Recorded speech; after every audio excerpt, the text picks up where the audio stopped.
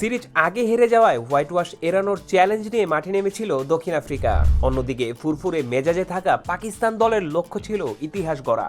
শেষ পর্যন্ত সেই ইতিহাসই রচনা করল মোহাম্মদ রিজওয়ানের দল। দক্ষিণ আফ্রিকার মাটিতে প্রথমবারের মতো স্বাগতিকদের ওয়ানডেতে ধবলধোলাই করল পাকিস্তান। জোহানেসবার্গে অনুষ্ঠিত সিরিজের তৃতীয় ও শেষ ম্যাচে পাকিস্তান ৩৬ রানের জয় তুলে নেয়। ৪৭ ওভারে ২০৮ রান করে সফরকারীরা। দলের জয়ে মূল অবদান ছিল সাইম আইয়ুবের। দারুণ ব্যাটিংয়ে তিনি ১০১ রান করেন। পাকিস্তানের দেওয়া লক্ষ্য তাড়া করতে নেমে ২৭১ রানে থেমে যায় দক্ষিণ আফ্রিকার ইনিংস। দক্ষিণ আফ্রিকার জন্য এটি শুধু পাকিস্তানের কাছেই নয়, যে কোনো দলের বিপক্ষেই ওয়ানডেতে ঘরের মাঠে প্রথম ধবলদোলাই। এর আগে দক্ষিণ আফ্রিকার মাটিতে দুটি ওয়ানডে সিরিজ জিতেছিল পাকিস্তান।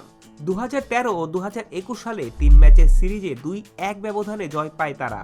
তবে এবার কোনো ম্যাচ না হেরে সিরিজ জিতে ইতিহাস গড়েছে পাকিস্তান। ফেব্রুয়ারিতে ঘরের মাঠে চ্যাম্পিয়ন্স ট্রফি আয়োজনের আগে এই সিরিজ জিতে সাফল্যের ধারা অব্যাহত রেখেছে পাকিস্তান। গত মাসে অস্ট্রেলিয়ার মাটিতে ২-১ ব্যবধানে সিরিজ জিতেছিল তারা। এবার দক্ষিণ আফ্রিকার মাটিতেও সেই ধারাবাহিকতা ধরে রাখলো। এই জয়ে পাকিস্তানের আত্মবিশ্বাস আরও বাড়ল।